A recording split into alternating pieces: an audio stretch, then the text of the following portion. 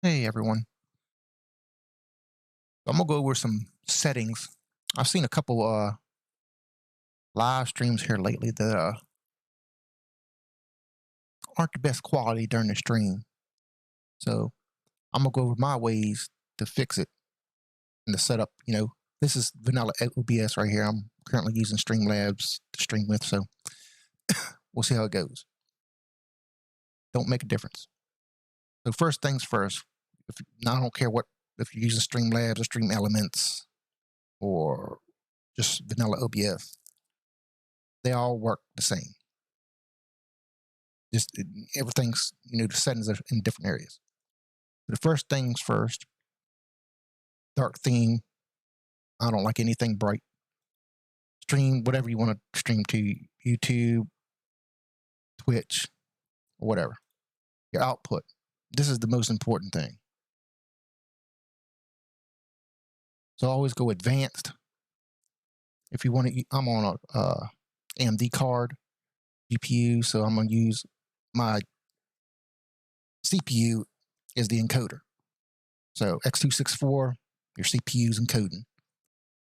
So that's recommended if you're running, to me, if you're running an AMD card and you have AMD processor, anything over 8 cores, 8 X264.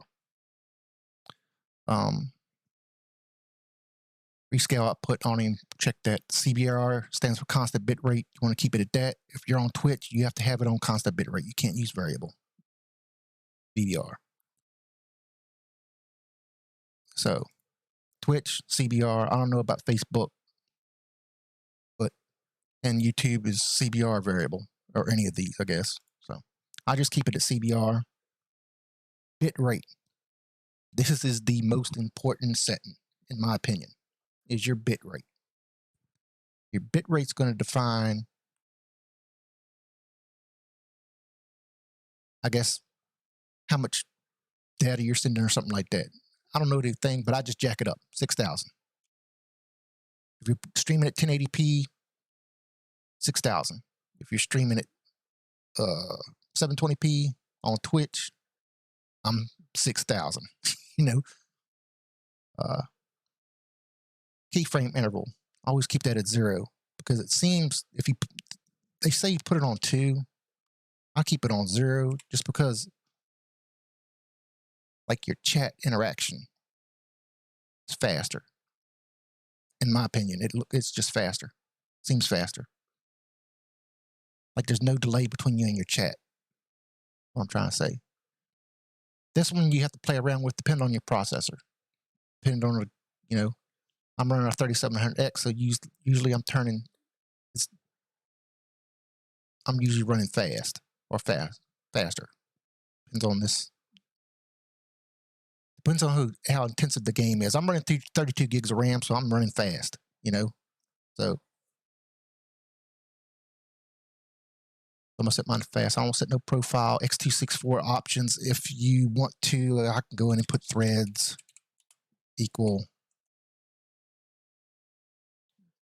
12 or something like that, for my thread count. And it helps some. Now, if you run like 3600, might get away with faster. So, but the main thing is your bit rate. Your bit rate, if your stream is pixelated, you see your stream is pixelated, doesn't have anything to do with this.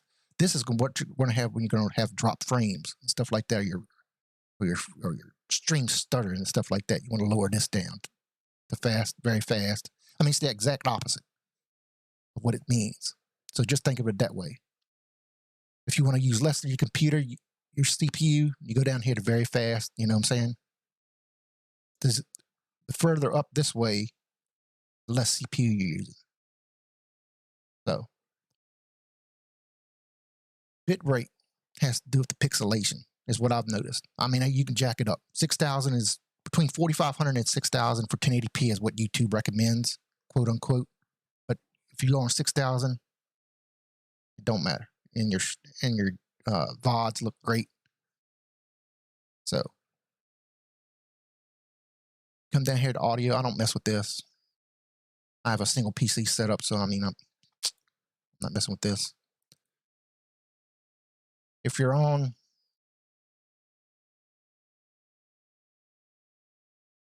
Twitch, no matter whether you're not affiliate, I'm affiliate, so sometimes you can get 1080, but always have your output at 1080, and they can let them downscale it. You know, just keep all your stuff at 1080, because if you're going to make a VOD or if you're recording at the same time, just keep it the way it is. So make sure you're on 60. Always keep it on 36 samples. So keep it this. Depends on how your CPU acts. So, and then hit apply. But like I said, the most important thing here is keeping your bit rate high. You know, around 6,000, it's optimal. Anything less, you know, you kind of get pixelation. Seems your streams look better at higher bit rate. So, but you have to play around. You test. Depends on your machine. I'm running a 3700X. My graphics card is a 5700X XT. I have 32 gigs of 3600 RAM, CL15, CL16, something like that. So I can get away with a little bit. So if you have any questions, just drop a comment. I'll try to. Oh, and another thing. Let me go over this. Once you get done with this, add your source that you want to game capture. Any full screen application. So you have your game capture. Then if you add your, okay, so if you add like a browser source for like your alerts and stuff like that, or whatever. So you add a browser source, okay, blah, blah, blah. We'll just have it this right now.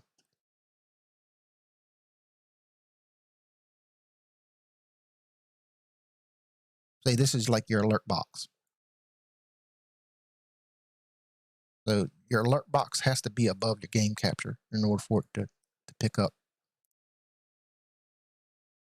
So just keep that in mind. And another thing, you come down here, you have your mic input, make sure your mic's set up.